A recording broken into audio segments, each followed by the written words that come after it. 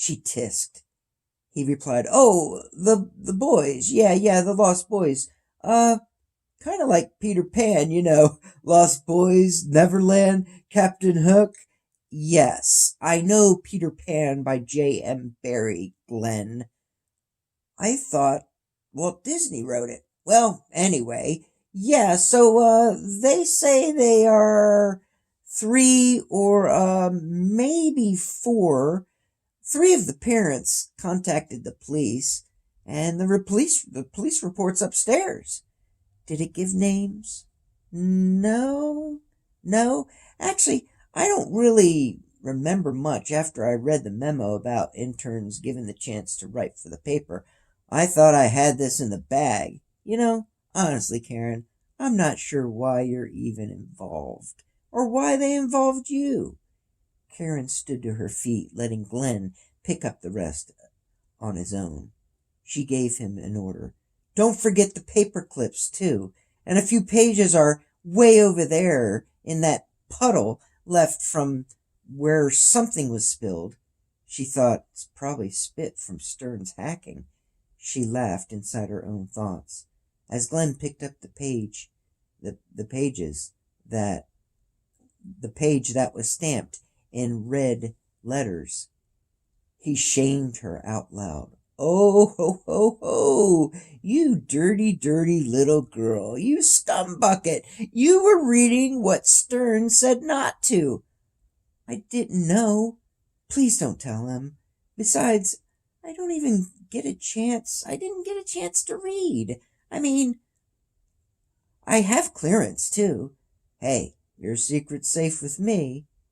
Karen tried to change the subject, but she was also worried about her brother. "Glenn, I have a brother." "Yeah, I know. So, I have a sister." "No, I mean my brother. He could be one of those boys." "What boys?" She looked at him with looks that could almost kill. "Oh, yeah, the boys. You think maybe one of those boys? No, I don't think so. Besides, I don't think the cops released the names of the boys." "What about their ages?" No, I don't think so. I hope Stern brings down the report with him. I hope he brings down the pizza, and soon. I'm starving." "This is serious."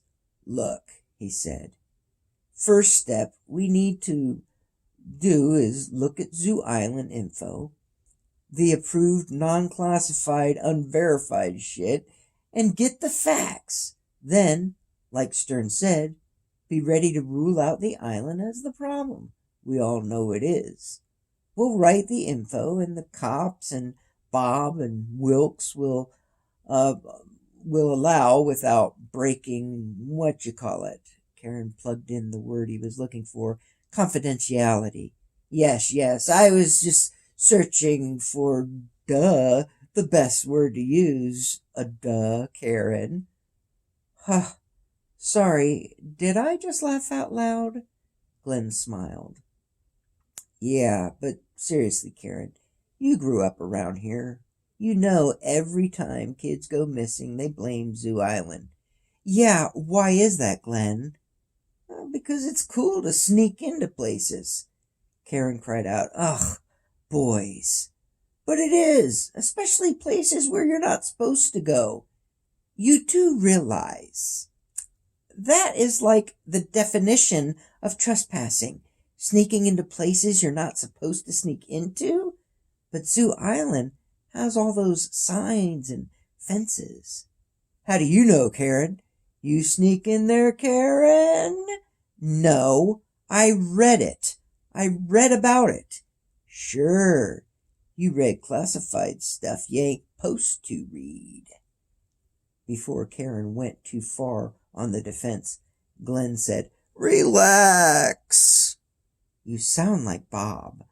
The mood began to lighten as Glenn laughed and did his best impersonation or impression of Mr. Stern. Relax. Excuse me, Karen. She began to laugh as the door at the top of the stairs began to open. You doing me? Bob Stern asked Glenn while slowly making his way down the stairs. Karen hid her laughter. She occupied herself by gathering and straightening the papers around her. Glenn confessed. Yes. Again? Yes. Karen mouthed the word again. Stern confirmed. Yes. Again.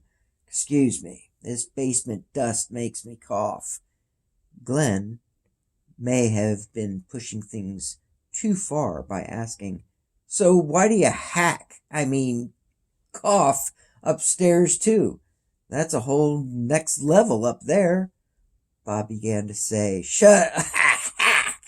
He gathered himself, then said, poor ventilation. He reached their work table, flopped the pizza down, and opened the box. Karen began to open the conversation. So, Zoo Island. Bob shoved the pizza box toward her with one hand as he pushed a piece of pie into his gaping mouth with his other hand. He took a bite bigger than Karen thought was humanly possible, then spoke around the grub that was filled in his mouth. Piece of pizza first. Puzzle pieces and facts second. She selected one of the small, unevenly sliced triangle slivers of grease. Glenn got his helping last. They ate in silence, and the dead air was deafening. Stern looked at his watch, wiped his mouth, took a swig of his soda, then tried to keep a burp in as he filtered poorly around his partial sealed lips. Karen was completely grossed out. Bob pulled $1 out of his pocket. Glenn, go get me another Diet Coke from the machine. Glenn rose, took the bill, and headed upstairs. Once he heard the door close behind him, Bob spoke softly to Karen. I know Glenn has read things he wasn't supposed to about Zoo Island from these files. Karen shuddered. No, we never actually got to reading. Bob eased back in his chair, made room between the table and his belly as he spoke. Relax. He took a deep breath. I don't mean just now, today. He got caught reading them when you two first came here. He don't know that I know, but it doesn't matter. None of that matters. Another belch fully escaped as his next sentence was delivered.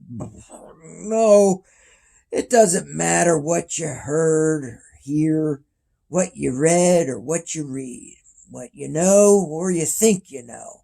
What matters is what we print.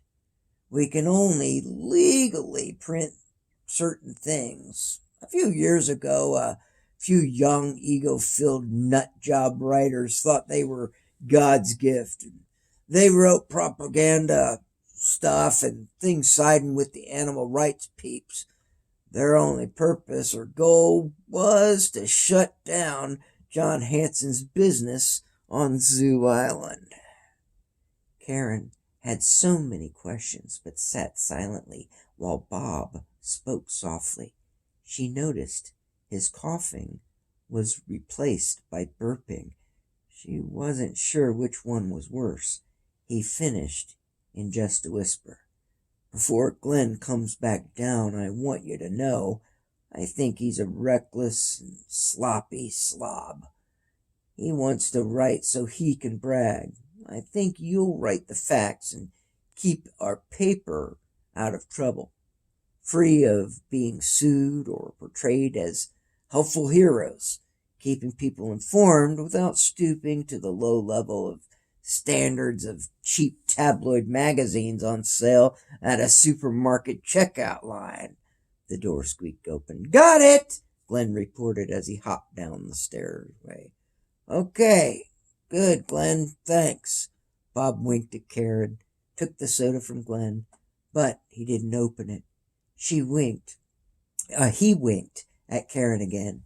She hid a smile. Then he addressed both of them. Here are the facts. Regardless of what you got to while I was getting pizza delivery. Glenn made eye contact with Karen, wishing he could communicate telepathically. He wasn't sure what he wanted to say, but he didn't think it was a good idea to admit they had even read one word. Worse yet, he realized the private file was sitting there out of its box with pages misplaced. He had just shoved them in there, thinking he could have done a better job concealing what they had handled. Karen was just glad Bob wasn't hacking as much. He seemed to still be speaking softer, and perhaps that kept the strain away from his throat. They both tried to focus and listen to Stern.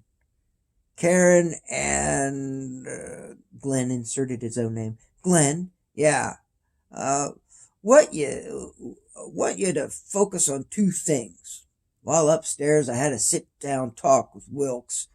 You're both going to write. I'll edit both of your articles, and if good enough, we'll print both. Karen asked, 2 articles on the same subject? Bob cleared his throat as he opened a can of Diet Coke. The room was silent. The air was still and stagnant. They were just waiting.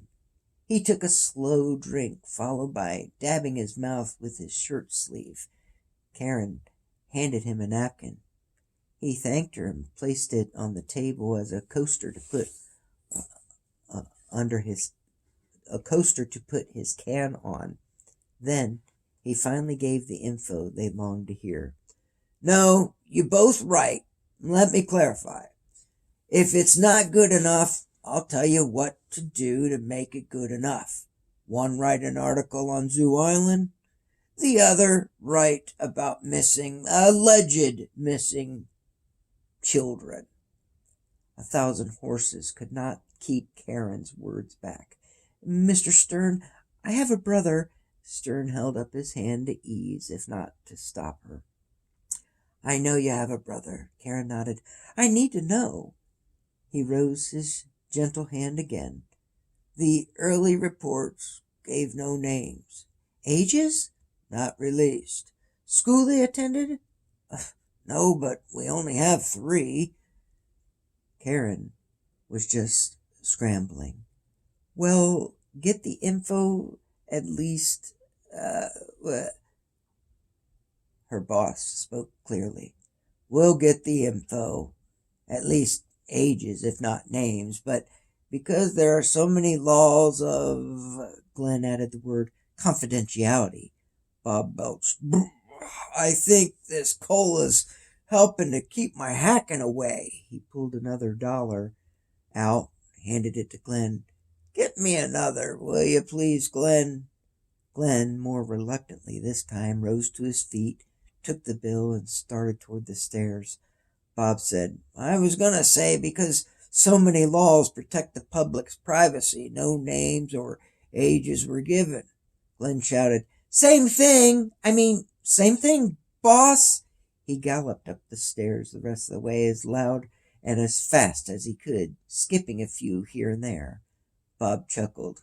What a knob. He's gonna hurry back, I'm sure.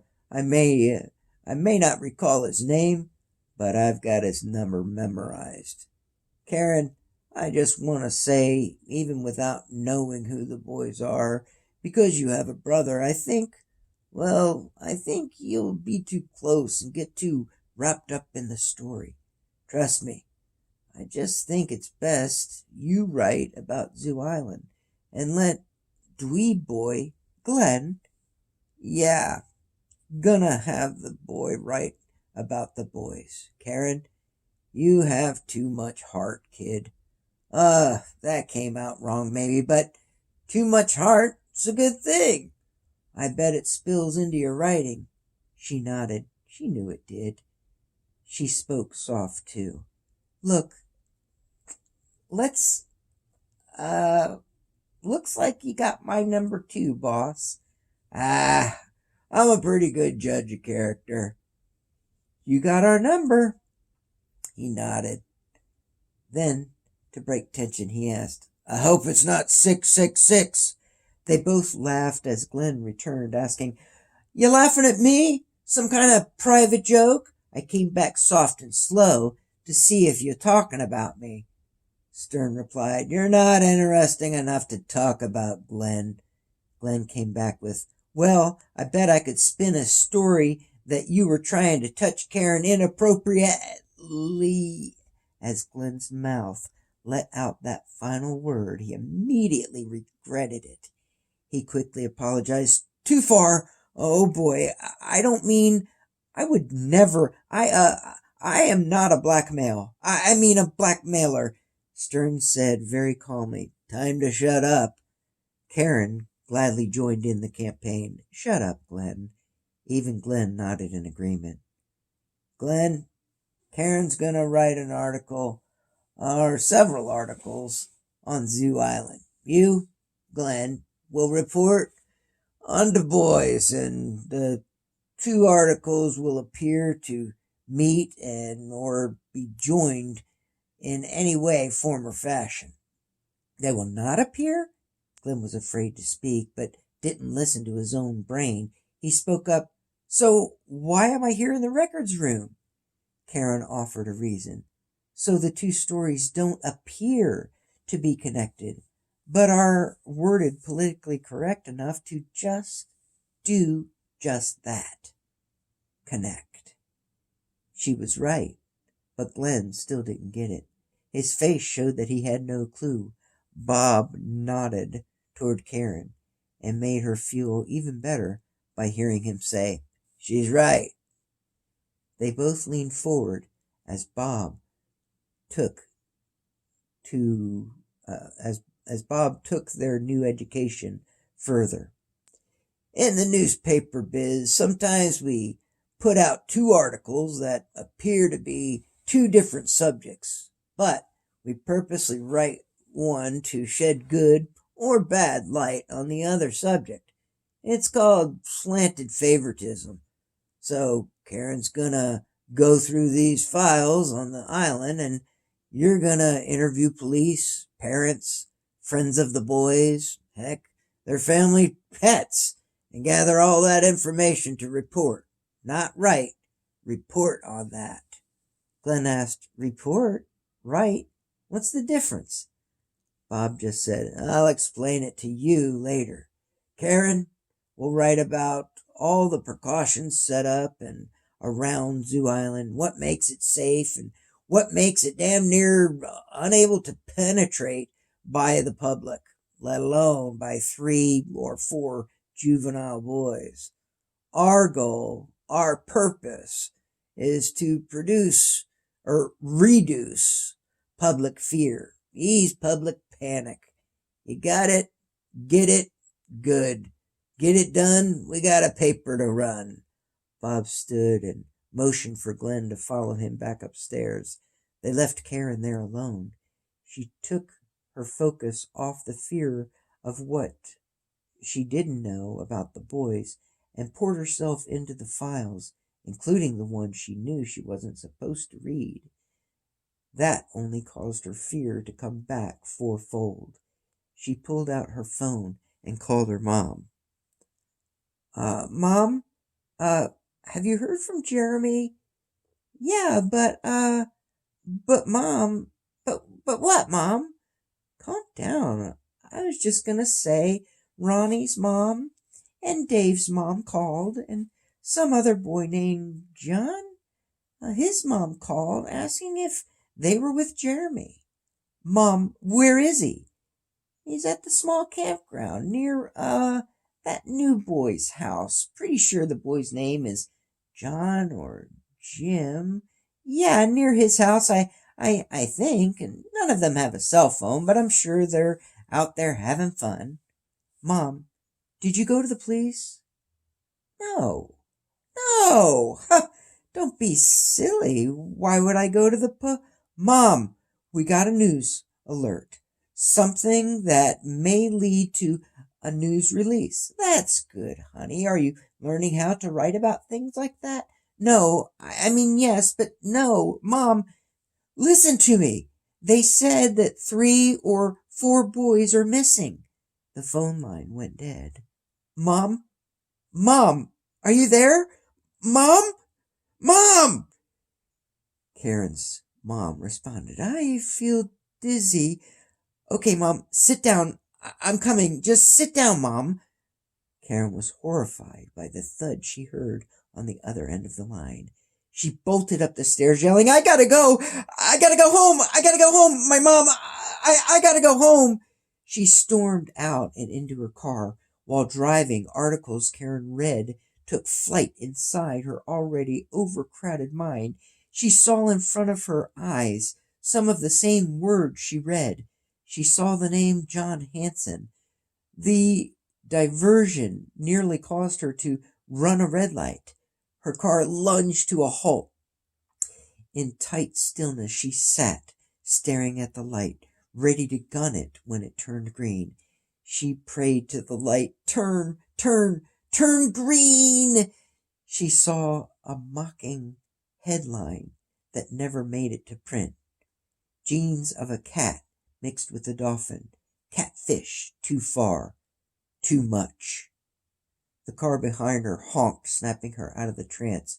She wondered how long the light had remained green. Sorry! She yelled, as if anyone could hear her.